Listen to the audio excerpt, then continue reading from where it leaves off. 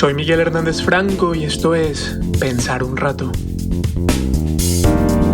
El Patreon de Pensar un Rato sigue creciendo. Ahora somos una comunidad de 21 personas que hacen posible este podcast. Muchísimas gracias por creer en Pensar un Rato. Antes de comenzar, les cuento que el proyecto Pensar un Rato está estrenando página web. La dirección es www.pensarunrato.com y en ella podrán escuchar todos los episodios de Pensar un Rato, de Opinar un Rato, así como los episodios especiales y comentarlos. Igualmente podrán leer algunos ensayos y columnas de opinión que he escrito en estos últimos años, ponerse en contacto con el proyecto y conocer más sobre PUR y las formas de ayudar con su financiación. Este nuevo pequeño paso es posible gracias a la ayuda de las y los mecenas que mensualmente aportan financieramente al proyecto mediante Patreon. La idea de la página es centralizar el esfuerzo de este proyecto que quiere seguir creciendo. Eventualmente espero que lleguen más personas a contribuir con textos y análisis, así como ir consolidando un equipo de producción que le permita pensar un rato crear nuevos podcasts que le apuestan a la divulgación, al arte, al análisis de la actualidad y sobre todo al pensamiento crítico y a la lucidez. Esta página web es posible gracias a la generosidad y el talento de Juanita Rodríguez y de Manuel Valencia. A ellos dos, infinitas gracias. Pueden encontrar Pensar un Rato en Twitter para que podamos interactuar más eficientemente. La cuenta es @_pensar un rato para que la sigan. La idea es poder conversar, que me hagan sugerencias, recomendaciones de temas, preguntas, compartir dudas y sobre todo que sigamos pensando. Igualmente pueden encontrarme a mí en Twitter y en Instagram como @migueletras. No siendo más, comencemos con el episodio.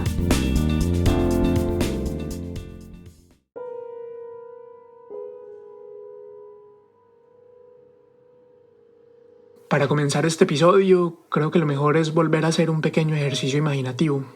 Así que, al igual que como en el episodio anterior de la serie, pare un momento lo que está haciendo, relájese. Si puede, siéntese, cierre los ojos, estire las piernas. No nos vamos a demorar mucho y luego podrá retomar lo que sea que a usted le guste hacer mientras escucha podcast. Inhale profundo por la nariz. Sosténgalo un momento. Exhale despacio por la boca. Trate de concentrarse en su respiración. Vamos otra vez. Inhale profundo. Sostenga. Exhale despacio. Una vez más. Inhale. Sostenga. Exhale despacio. Concéntrese en el ritmo de esa respiración y deje que sus ojos se cierren suavemente. En este ejercicio es importante que trate de mantener sus ojos cerrados todo el tiempo. Vamos a imaginar otra vez un día cotidiano. Imagine que duerme plácidamente y que se despierta unos minutos antes de que suene la alarma. Imagine que se toma unos segundos para apreciar la oscuridad del cuarto, la calidez de las cobijas, la sensación agradable de tener los músculos aún relajados. Quizá usted duerme con alguien y le alivia sentir esa presencia a su lado. Imagine esos momentos agradables en los que usted se le adelantó al día y puede tomarse unos minutos antes de tener que hacerle frente. Entonces suena la alarma y de inmediato usted manda la mano hacia la mesa de noche o debajo de la almohada porque, como la gran mayoría de personas, su alarma es su celular, que no solo hace ruido, sino que encendió la pantalla y esa luz repentina le hace doler los ojos. Finalmente usted coge el celular y logra apagar la alarma, pero ese destello en los ojos terminó de quitarle el letargo y, aprovechando que tiene el celular en la mano, abre WhatsApp para revisar si le llegó algún mensaje nocturno y luego abre Instagram para revisar rápidamente las historias de sus amigos y conocidos que viven en otros usos horarios, y también revisa Facebook rápidamente para ver qué memes le aparecen ahora, qué nuevas fotos. Abre también Twitter porque le gusta informarse. En cada una de esas redes hace ese gesto que compartimos todos los seres humanos que tenemos un celular inteligente. Mueve el pulgar de su mano dominante de abajo hacia arriba o de arriba hacia abajo, tocando fugazmente la pantalla, como dando un suave empujoncito a una rueda para que no deje de girar. Quiere explorar su feed para ver qué hay de nuevo, para mirar sin mirar demasiado, hasta que algo logra capturar por más de un par de milisegundos su atención y entonces detiene el gesto. Quizá fue un buen meme, quizá fue una foto de una mujer o un hombre despampanantes, con cuerpos tonificados, con ropa suficiente para escapar a la censura mojigata de las redes, pero en posiciones que invitan a mucho más que solo mirar, aunque usted solo pueda mirar y acaso dar like. Quizá fue un video de alguna explosión en algún lugar lejano, quizá fue un titular de un periódico amarillista o de Vicky Dávila, que a estas alturas ya son la misma cosa. Quizá fue la noticia de alguna masacre, de otra masacre más en el país de las masacres, en algún pueblo al que usted probablemente jamás irá. O tal vez fue algún artículo sobre el divorcio de Kim Kardashian y Kanye West, los hijos de Shakira y Piqué, el sufrimiento de Britney Spears, la hija de Ed Sheeran, las peleas de Messi en el Barcelona, o cualquiera de esas vidas de gente a la que jamás conocerá, pero que, por alguna razón, parecen importar tanto. El caso es que eventualmente usted se da cuenta de que ya pasaron al menos 15 o 20 minutos desde que apagó la alarma y que lleva scrolleando en su celular, mirando sin mirar todo ese tiempo, y que ya va siendo hora de levantarse, meterse al baño y prepararse para el día. Se mete al baño, se prepara, desayuna, se toma un café, un té, un jugo y sale.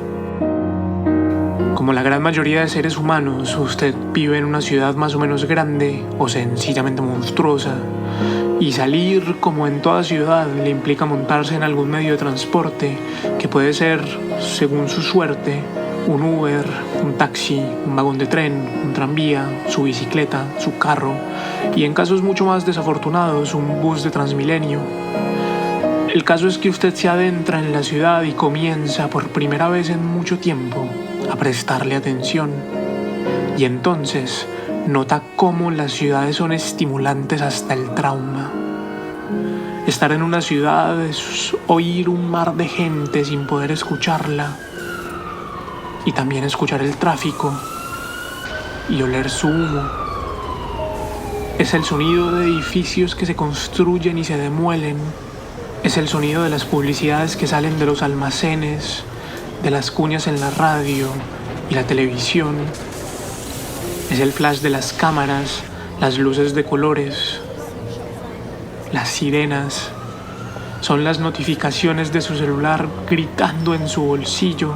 Y es también, y especialmente, usted teniendo que orientarse en medio de todo eso, teniendo que estar pendiente de la estación de metro o de Transmilenio en la cual debe bajarse, teniendo que estar atento a que no lo atraquen o a que no la acosen, teniendo que prestarle atención a los demás carros a su alrededor para no estrellarse, y obviamente teniendo que cumplir con las exigencias de su vida, es decir, su trabajo, su familia, su pareja, sus amigos, su salud, su estudio, sus proyectos, todo eso al mismo tiempo, todo eso mientras la ciudad sigue rugiéndole. Tómese un momento para tratar de ser consciente de toda esa masa de estímulos distintos, simultáneos, inconexos.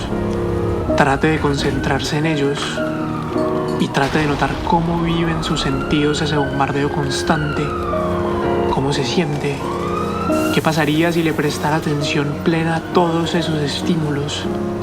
Imagine qué podría sentir si usted viviera atendiendo a todo eso. ¿Qué cree que pasaría en su mente? Trate de ser consciente de este estruendo y piense que, en realidad, eso es lo que usted suele vivir todos y cada uno de los días de su vida, desde que nació y muy probablemente hasta que muera. Sienta la saturación, sienta la angustia, sienta el agobio, sienta el agotamiento en sus sentidos ante el shock que implica ese bombardeo imparable de estímulos todo el tiempo. De eso vamos a hablar en este episodio, de la experiencia del shock, del estruendo en que vivimos inmersos, de los efectos que eso tiene en nuestras vidas y, por supuesto, de las relaciones que todo esto tiene con nuestra pregunta por el pop. Vamos pues. Bienvenidas, bienvenides y bienvenidos a nuestra cuarta parte de nuestra serie sobre el pop. Si todavía tiene los ojos cerrados, ya puede abrirlos y retomar lo que sea que estuviera haciendo antes de hacer este pequeño ejercicio. En el episodio de hoy vamos a hablar, como ya se habrá dado cuenta, de estas experiencias del shock, la saturación, la sobreestimulación, los efectos que dichas experiencias tienen en nuestras vidas como individuos y como sociedades y, obviamente, de la relación que esto tiene con nuestra pregunta por el pop, que es muchísimo más estrecha de lo que parece a simple vista. Para eso, como siempre, devolvámonos un poco. Hasta ahora hemos hablado del arte y hemos dicho que el arte es imitación y o representación de objetos con unos medios de unas maneras. Igualmente hablamos del aura de la obra de arte, que es un concepto del grande, lúcido, profético, trágico y revolucionario Walter Benjamin, y hablamos de las relaciones de tradición y de la relación con la temporalidad de la obra de arte. Después conversamos sobre las diferencias entre arte popular y arte culto y explicamos cómo funcionan cada uno de estos artes, qué representan y por qué ambos son importantes. Y después explicamos cómo la llegada de las técnicas de producción capitalista dieron origen al arte de masas, es decir, un arte estandarizado producido, distribuido y consumido masivamente, y cómo esto había implicado la destrucción del aura. Finalmente, en el episodio anterior hablamos de las formas que toma ese arte de masas en lo que llamamos la industria cultural y miramos algunos efectos que tiene en nuestra manera de concebir la vida. Y a todo esto que venimos elaborando durante 3 episodios lo llamamos, retomando la expresión del lúcido Walter Benjamin, la estetización de la política, y es de lo que hablaremos en la cuarta parte de nuestra serie sobre el pop. Empecemos pues. Para empezar a entender en qué consiste eso que Benjamin llama la estetización de la política, necesitamos revisar 2 cosas: el concepto de aura y el ejercicio con que iniciamos el episodio. Vamos primero con el aura. Como ya hemos dicho incontables veces a lo largo de esta serie, el aura es una distancia por cercana que pueda estar. Es decir, que antes, cuando usted o yo nos parábamos ante una obra de arte, una pintura, escuchar una orquesta, ver una obra de teatro, etc., no estábamos solos o solas en ese estar ante la obra. Con nosotros estaban todas las personas que durante generaciones habían estado ante ella. Lo que le daba a la obra de arte su aura era precisamente que estaba inscrita en unas densas relaciones de tradición que se hacían presentes cada vez que estábamos ante ella. De algún modo, el pasado y el futuro de la obra se actualizaban en su aquí y su ahora de un modo que la hacía a la vez mágica, por decirlo de algún modo, e intocable. Es decir, que incluso sintiendo esa actualización del pasado y el futuro de la obra en su aquí y su ahora, hay algo de esa experiencia que usted no puede tocar o manipular. Y en eso es en lo que se basa lo que Benjamin llamará el valor de culto. ¿Se acuerdan el primer episodio de la serie cuando contamos la historia del descubrimiento de la cueva de Lascaux y de las pinturas rupestres? Ahí hay un gesto cultual. Por decirlo de algún modo, esas comunidades de seres humanos primitivos que decoraron esas cuevas no lo hicieron únicamente para imitar la naturaleza o para representar la experiencia de la caza, que seguro en ese entonces era su experiencia más significativa. Lo más probable, aunque nunca podremos afirmarlo con certeza, es que esas pinturas rupestres tuvieran también un valor de culto en la medida en que era una manera de estar con todos los cazadores, incluso con aquellos que habían muerto en la caza o que habían muerto de viejos. Es que piénselo un rato. Imagínese usted hace 10.000 años en un mundo en el que la naturaleza era lo más hostil que debíamos enfrentar en la vida, y usted sale con su familia y su comunidad a cazar búfalos o mamuts o algún animal de varias toneladas con pieles gruesas que corre más rápido que usted, que lo puede matar de un mordisco, clavándole un colmillo, dándole un zarpazo o pasándole por encima sin mayor esfuerzo, y que si no lo mata, lo deja por lo menos bastante malherido en un mundo en el que un rasponcito infectado puede ser mortal. ¿Cuántas personas cree usted que podían morir en ese arriesgado e innecesario ejercicio de salir a cazar su comida? Eso era como ser pobre en Colombia o en América Latina. Usted salía de su cueva y no tenía la certeza de que iba a poder volver. La diferencia es que en esa época no lo mataba el ejército, sino un tigre o un mamut, que quizá duela más, pero es más digno que morir cobardemente asesinados por un grupo de criminales financiados con nuestros impuestos. Pero bueno, eso es otra discusión.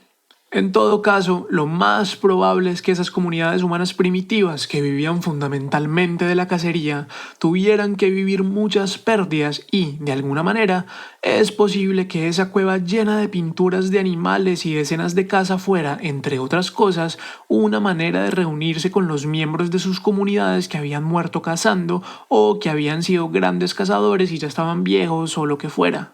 En ese esfuerzo tan primitivo por mantener la memoria de los muertos, por tener un sitio de reunión con los que ya no están, por hacerlos presentes y, tal vez, motivarse antes de ir a cacería, tal vez, iniciar a jóvenes cazadores en los ritos de la caza o lo que fuera, hay un valor de culto en el arte y por lo tanto una experiencia aurática.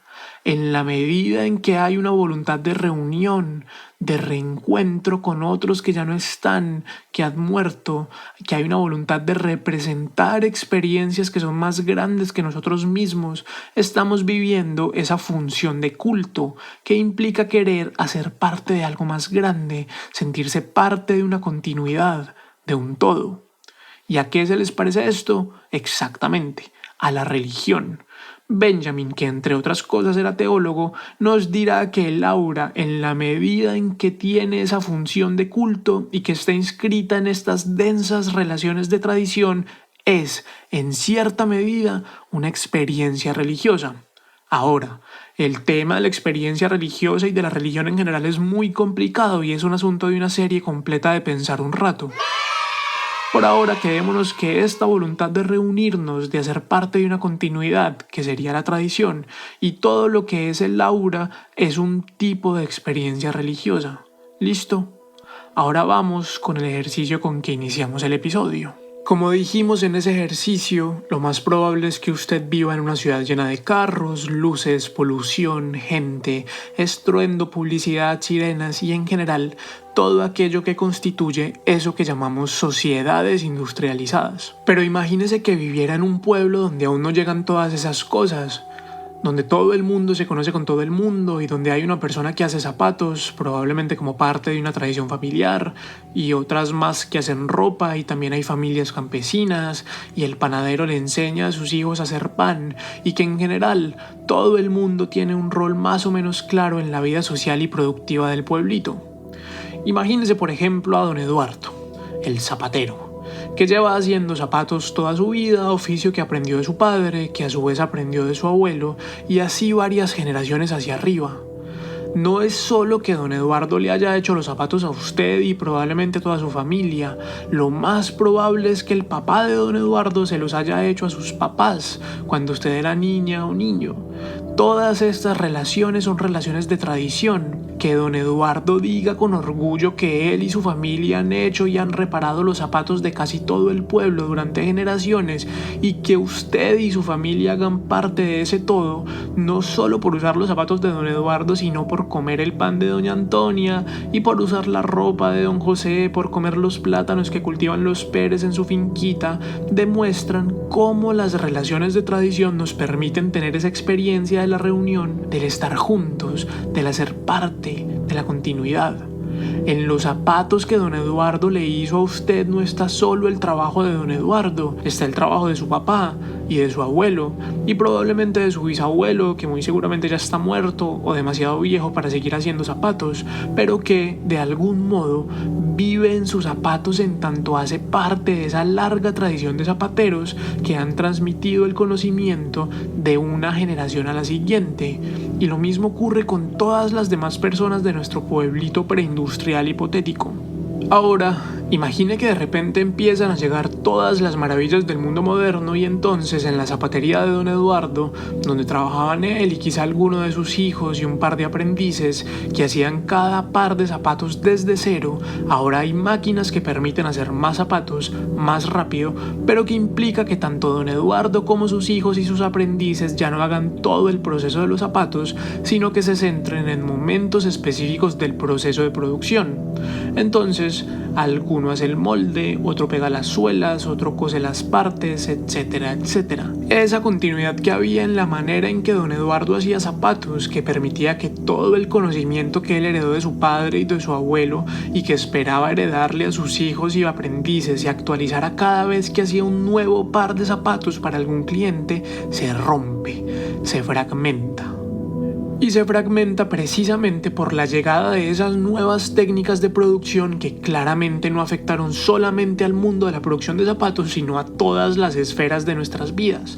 Esa continuidad rota, esa fragmentación de nuestra experiencia del encuentro en las comunidades es la misma experiencia del encuentro del aura en la obra de arte, que se destruye con la irrupción de la reproductibilidad técnica. Y el punto, lo que es realmente importante entender aquí, es que esa fragmentación de la experiencia, esa ruptura de una cierta continuidad que se vivía en todas esas relaciones de tradición, de comunidad, de estar juntos, es un signo indiscutible de las sociedades industriales, es decir, de eso que se suele llamar modernidad.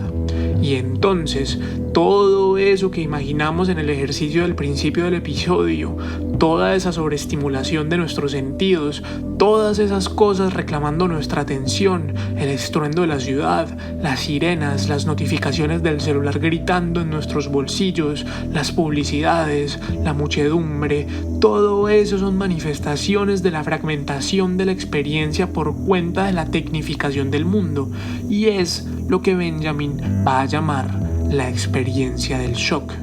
Básicamente, vivir en sociedades modernas e industrializadas, o sea, el mundo que nos tocó, es vivir en shock. Y esta idea es fundamental para pensar la estetización de la política y, por supuesto, nuestra pregunta por el pop.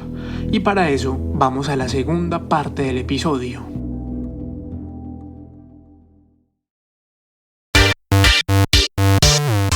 No es que no haya futuro, es que no hay que esperarlo. En ciencias sociales, conseguir información es fácil. Lo difícil es usarla. No Future intenta hacer un podcast educativo sobre ciencias sociales. ¿Qué no habían cerrado ya ese antro? Seguinos en tu plataforma de podcast favorita y ayúdanos a entender por qué el futuro no está allá afuera.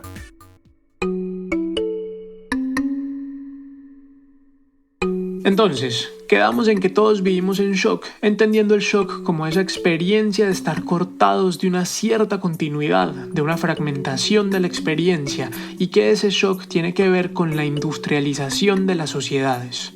Y así, si pensamos en cómo se usa normalmente la expresión estar en shock, que es como esa reacción emocional de parálisis, embotamiento, ausencia, ese dislocamiento momentáneo de la realidad que tenemos todos los seres humanos ante ciertos eventos traumáticos, como la muerte repentina de un ser querido, un hecho violento del que seamos víctimas o testigos, una lesión muy dolorosa o algo por el estilo, pues ustedes podrían decir, oye, pero yo no me siento así, yo ando muy normal y funcional por la vida, y es verdad.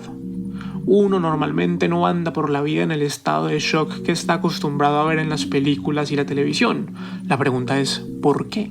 Bueno, pues aquí entra nuestra pregunta por el pop, y es donde todo empieza a ponerse un poco más complicado. ¿Qué nos va a decir Benjamin?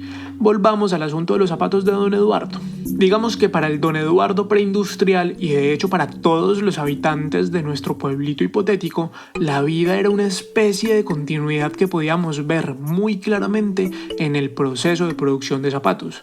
Don Eduardo y el papá y el abuelo de don Eduardo antes hacían zapatos siendo parte de todo el proceso de producción de un modo que podríamos llamar artesanal. Sin embargo, cuando llegan las técnicas de producción industrial, este proceso queda fragmentado, porque resulta que para poder usar las máquinas que se necesitan para aumentar la producción de zapatos, no es necesario que don Eduardo, sus hijos y sus aprendices sepan hacer zapatos desde cero, sino que sepan usar las máquinas, y cada máquina suele encargarse de una parte del proceso de producción, es decir, para hacerlo más eficiente, se fragmenta el proceso y se especializa a quienes hacen el proceso, que ya no son artesanos, sino obreros. ¿Listo? Pongámosle una capa más a todo esto. Uno también podría decir que esa continuidad, ese valor del saber heredado, esas tradiciones zapateras de don Eduardo y su familia que hacían que los zapatos de don Eduardo fueran tan únicos, tan especiales, tan originales, eran, si se quiere, una especie de aura. Pero con la llegada de la industrialización y tal y como ocurrió con el arte, ese aura quedó destruido y sobre todo fragmentado por los procesos de producción industrial. Hasta aquí bien, pongamos una última capa. Y ahora, trate de imaginarse todo esto, primero en nuestro pueblito hipotético y luego a la escala de las sociedades occidentales. Imagine que eso mismo que le pasó a don Eduardo en su manera de hacer zapatos, le pasó a la familia de panaderos, a la familia campesina, a quienes confeccionaban la ropa y también a quienes construían las casas y a quienes diseñaban las ciudades y a las médicas y a los odontólogos, los comerciantes. Todo el mundo en sus diversas actividades se vio afectado por este proceso de industrialización, es decir, todos comenzamos a vivir fragmentadamente y esa fragmentación de la experiencia, esa dislocación es lo que Benjamin llama la experiencia del shock. Y ahora, ¿qué tiene que ver esto con el pop? Aquí vamos a empezar a juntar todo lo que hemos visto a lo largo de la serie. Lo primero es que las obras de arte, digamos, preindustriales y en realidad todo eso que llamamos artefactos culturales, que incluye por ejemplo los zapatos de don Eduardo, también se vivían como parte de esa continuidad, en tanto estaban inscritas en relaciones de tradición, que es lo que venimos diciendo respecto al aura. Lo segundo es que los medios con que se llevaba a cabo la imitación o la representación de los objetos, que es lo que nos enseña Aristóteles, ya no podían dar cuenta de esta nueva forma de experiencia de la que hemos hablado, o por lo menos no podían hacerlo de la manera en que siempre lo habían hecho. Y aquí es donde la fotografía y el cine, que son los medios de representación propios de las sociedades industriales y por lo tanto la condición de posibilidad del pop, comienzan a ser muy importantes para nuestra serie. ¿Por qué? Porque es que resulta que la fotografía y especialmente el cine son formas de representación que imitan con sus medios, es decir, en el modo de representar la experiencia misma de la fragmentación, o sea, el shock. ¿Y cómo es esto? Esta vaina es medio compleja, pero si logramos entender esto, vamos a entender un montón de vueltas importantísimas de las sociedades en que vivimos. Pillen pues, resulta que el cine funciona como medio de representación de las imágenes y especialmente de las imágenes en movimiento. Y la pregunta es ¿cómo? Es una vaina técnica. Cuando usted graba una película, lo que está haciendo es tomar fotos muy rápido y luego usted le muestra a los espectadores esas fotos igual de rápido. ¿Qué tan rápido? A 24 cuadros por segundo. Lo que quiere decir que cuando usted está viendo una película, lo que está viendo son millones de fotos pequeñitas de cada movimiento que hicieron los actores y las actrices, es decir, fragmentos. Y lo que pasa es que se los muestran a una velocidad tal que su cerebro se lo hace percibir no como fragmentos, sino como continuidad. Y entonces usted ve en movimiento algo que en realidad son pedacitos de movimiento. Y esto tiene un montón de implicaciones importantísimas que voy a tratar de explicar de la manera más sencilla posible. Primero, piense que desde que nació usted ha sido expuesto o expuesta al cine en todas sus formas, es decir, al cine y la televisión, pero también a los videos musicales, a los comerciales de televisión y más recientemente a los videos que usted puede hacer de usted mismo o de su vida con su celular y subir a sus redes. Todo eso son formas de cine, con sus respectivos matices, obviamente. Y a fuerza de usted estar expuesto o expuesta a esto desde que nació, usted se ha acostumbrado a percibir el mundo de este modo. Porque es que resulta que el arte, o más generalmente los artefactos culturales, juegan un papel fundamental en la manera en que percibimos el mundo, que es lo que Benjamin llama la educación perceptiva. En otras palabras, por cuenta de la exposición constante al cine y la televisión, usted ha aprendido a mirar y a percibir el mundo de la forma fragmentaria en que el cine lo representa. Una segunda implicación, que es una continuación de lo anterior, es que uno no va a cine para pasarla mal. Uno va a cine, uno ve series para distraerse, para conmoverse, para sentir, o sea, para tener alguna suerte de placer. Lo que quiere decir que esa experiencia de la fragmentación, que es, como nos lo dice Benjamin, la experiencia del shock, la vivimos en el cine como una forma de placer. Y entonces, no solo nos acostumbramos a estar en shock, sino que nos gusta, y eso hace que se nos olvide que en efecto vivimos en shock. Pero el tema, y aquí tenemos que pensar en el ejercicio del episodio anterior, es que ese agotamiento tan hijueputa que usted siente todo el tiempo, esas ganas de anestesiarse cuando llega a su casa después de un largo día de trabajo repetitivo, esas rutinas sin sentidos que le chupan la vida de a poquitos y que tienen todo que ver con esas maneras de vivir mediadas por los modos de producción industriales, es lo mismo con lo que usted se anestesia, pero en forma de placer estético, cuando se sienta después de esos días agotadores a ver series, cuando se repite Friends, o The Office, o How I Met Your Mother, o The Big Bang Theory, cuando se maratonea las películas de Harry Potter, o lo que sea. Y en eso es en lo que consiste la alienación. Una tercera implicación tiene que ver con el aura. Como lo hemos dicho incontables veces ya, la obra de arte en la época de su reproductibilidad técnica ha perdido su aura. Y eso va desde los zapatos de Don Eduardo, que no son tanto arte como artesanía, hasta las pinturas, las obras de teatro, la música, etc. Entre las muchas implicaciones que tiene la destrucción del aura, hay una en particular que hemos mencionado muy por encima, pero que será importante para lo que viene. En la primera parte del episodio dijimos que las experiencias auráticas eran un tipo de experiencia religiosa. En ese sentido, el aura de la obra de arte nos hacía vivirla como algo eterno, mágico, original, mítico, fundador, por medio de su imbricación, es la palabra que utiliza Benjamin, en las relaciones de tradición. Es decir, al contemplar, y la palabra contemplar es importante, una obra de arte, estamos haciendo parte de esas relaciones de tradición que nos remiten a lo eterno, lo creador, lo fundador, etcétera, etcétera, etcétera. Y en ese sentido, lo que solía representarse en las obras de arte eran, en buena medida, cosas que se consideraban sagradas o divinas. Por eso hay tanto arte religioso, por eso hay pinturas de Jesús, de vírgenes, de dioses griegos, de musas, y por eso los monarcas y las clases poderosas se hacían retratar con elementos que evocaran lo divino, lo sagrado, lo religioso. Eso tiene que ver con el valor de culto del que ya hemos hablado. Y hasta aquí yo no estoy diciendo nada nuevo. El punto es que la reproducción técnica de las imágenes hace que todos, absolutamente todos, podamos ser reproducidos. Es decir, lo que antes era un bien exclusivo de las clases poderosas, ahora es un derecho más o menos universal. Todos podemos tener fotos de nosotros, todos podemos ser representados y más recientemente casi todos tenemos los medios para representarnos a nosotros mismos como nos plazca. Piensen que usted se puede tomar miles de fotos con su celular, escoger las mejores y luego ponerles filtros embellecedores para subirlas a Instagram, por ejemplo. Antes, para usted tener un retrato suyo en su casa, tenía que pagar a un artista que se lo hiciera, cosa que no era barata. Pero en la medida en que ahora todos podemos ser representados, en la medida en que todos tenemos acceso a las imágenes, ese aura que rodeaba a los poderosos lo perdieron ellos y lo perdimos también los mortales menores. Pero en ese sentido, uno podría decir que el cine, la televisión y la fotografía entrañan un cierto gesto democrático al universalizar el acceso a las imágenes. Y sin embargo, y aunque lo anterior es cierto, ¿qué pasaría si usted va por la calle y se encuentra con Brad Pitt, con Taylor Swift, con Shakira, con Tom Cruise, con Messi, con Emma Watson o con una persona famosa que usted adore? Exactamente, le da un patatús de la emoción.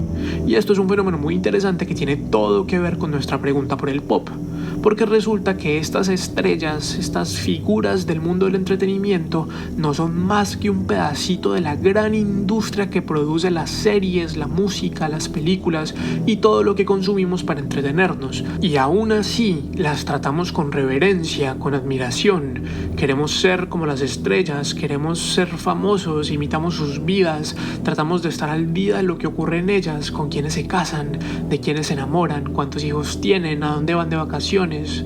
En otras palabras, tratamos de acercarnos a ellos mediante el conocimiento, entre grandes comillas, de sus vidas, pese a que estas personas en la inmensa mayoría de los casos están demasiado lejos de nuestro alcance, es decir, hay una distancia por cercana que pueda estar.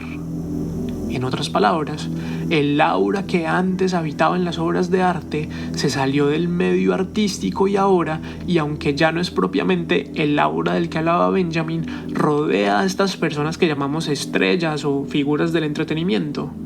Esa reverencia que sentimos por estas personas de la industria del entretenimiento, que tiene que ver con ese aura corrompido que rodea sus vidas, comienza a tener efectos más allá de la industria cultural cuando ya no son solamente Brad Pitt o Taylor Swift quienes aparecen ante nosotros de ese modo, sino cuando los políticos empiezan a hacerlo.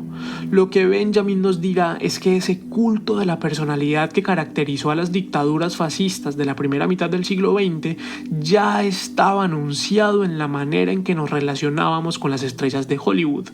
Los dictadores se presentan ante nosotros como si se tratara de estrellas del entretenimiento, y eso pasó con Hitler, con Mussolini, con Stalin, y más recientemente pasó de manera mucho más obvia con Donald Trump, que durante décadas fue una estrella de televisión y ahora se perfila como el futuro dictador fascista de Estados Unidos. Y eso aplica también para muchos de nuestros dictadorzuelos latinoamericanos, especialmente para el colombiano que llegó a ser presidente para cumplir su sueño de ser estrella de televisión. Pero bueno, eso es otra discusión. El caso, queridas y queridos oyentes, es que en esto es en lo que consiste la estetización de la política, en el modo en que el arte, y en particular el pop, se convierte en un instrumento de dominación social. Y lo maravilloso de todo esto es que así como Benjamin nos muestra cómo el cine y la televisión y estos artes industriales, por llamarlos de algún modo, son instrumentos de dominación, también nos dice que guardan en sí el potencial para emanciparnos y para luchar contra las dictaduras y el fascismo. Pero de eso hablaremos en el siguiente episodio. Como siempre, vamos con algunas conclusiones de la cuarta parte de nuestra serie sobre el pop. 1. En la medida en que nos vincula a relaciones de tradición y constituye un encuentro, una reunión, no solo con el pasado, sino con el futuro de la obra, con una especie de continuidad de la experiencia que vivimos en la contemplación de una obra de arte, el aura tiene algo de religioso. 2. Por su parte, la irrupción de las técnicas de producción capitalista en el mundo del arte y también en la vida social en general significó una ruptura y más precisamente una fragmentación de esta experiencia a la continuidad que nos procuraba el aura de la obra de arte. A esta experiencia la fragmentación la llamamos shock. 3. El cine y la fotografía en todas las formas que han tomado a lo largo de su historia, que van desde la televisión hasta los videos de YouTube, Instagram y TikTok, nos habitúan a la experiencia del shock a través del placer que nos procuran. 4. Este acostumbramiento a la experiencia del shock tiene que ver con la manera en que el cine representa, es decir, fragmentariamente. En otras palabras, si la experiencia de la modernidad es, por cuenta de la industrialización de la vida, la experiencia de la fragmentación, el modo de representar del cine, o sea los 24 cuadros por segundo, es igualmente fragmentario, y a fuerza de estar expuestos todo el tiempo a él, nos termina educando la percepción, permitiéndonos vivir el shock como una forma de placer, y ese es su carácter alienante. 5. Por otra parte, de la mano de esta desauratización de las obras de arte y de la consolidación de la industria del entretenimiento, aparecieron las estrellas, estas personas que no tenían aura en el cine sino fuera de él y a quienes les rendimos culto no tanto por su arte, pues en realidad no son más que partes de una industria gigantesca, sino por la manera en que exponen sus vidas a nosotros. Ese culto por las personalidades de la industria del entretenimiento anuncia el culto a la personalidad de los dictadores fascistas de mitad del siglo XX y nos permite pensar y entender fenómenos como la presidencia de Donald Trump en Estados Unidos y el hecho de que Iván Duque lleve un año invirtiendo toda su energía vital tratando de ser presentador de televisión, por poner unos ejemplos. También nos permite entender un fenómeno reciente que es el de los influencers, gente que se hace famosa por la manera en que representa su vida en las redes sociales. 6. Todo esto es parte de lo que Benjamin llama la estetización de la política, que no es otra cosa que la manera en que el arte y particularmente el pop se convierte en un instrumento de dominación social. 7. Por último, y para retomar los dos ejercicios con que iniciamos el episodio anterior y ese agotamiento, esa sensación de sinsentido, ese cansancio tan profundo, esas ganas de no hacer nada luego de llegar de un largo día de trabajo, esa manera horrorosa en que tratamos de ir de un día al siguiente tan anestesiados como sea posible, todo eso que nos va chupando la energía vital, que nos deprime, que nos pone ansiosos o ansiosas y en resumen, que nos destruye y que es una manifestación de la experiencia del shock de la que hablamos en este episodio, es exactamente lo mismo que vemos, escuchamos y consumimos cada vez que tratamos de anestesiarnos con series y películas. En otras palabras, la estetización de la política, que se manifiesta entre otras cosas en el pop, es, como nos dirá Benjamin, lo que nos hace vivir nuestra propia aniquilación como si se tratara de una experiencia placentera. Básicamente, el pop nos mata de placer. Hasta aquí este episodio de Pensar un Rato, que espero que les haya dado en qué pensar. Si desean saber más, conversar o leer alguno de los textos que he referenciado, escríbanme a proyectopensarunrato@gmail.com. Este proyecto está estrenando página web. La encuentran en www.pensarunrato.com. En la página encontrarán todos los episodios del podcast, algunos textos y también maneras de ayudar a financiar PUR a través de Patreon. No dejen de visitar la página. Pensar un Rato es un proyecto de divulgación de filosofía, ciencias sociales, arte, política y actualidad, comprometido con la educación y el pensamiento crítico. Este podcast es un proyecto personal que necesita de ustedes para crecer. Lo mejor que pueden hacer es compartir los episodios en todas sus redes sociales, pongan stories en Instagram, hagan tweets, compartan el episodio por Facebook y por WhatsApp. Básicamente, utilicen las herramientas de la industria cultural para cuestionarla. Recuerden que encuentran Pensar un Rato en todas las plataformas de podcast y en Twitter como @_pensarunrato. Mi nombre es Miguel Hernández Franco y me encuentran en Twitter y en Instagram como @migueletras. Gracias por escuchar y nos oímos pronto.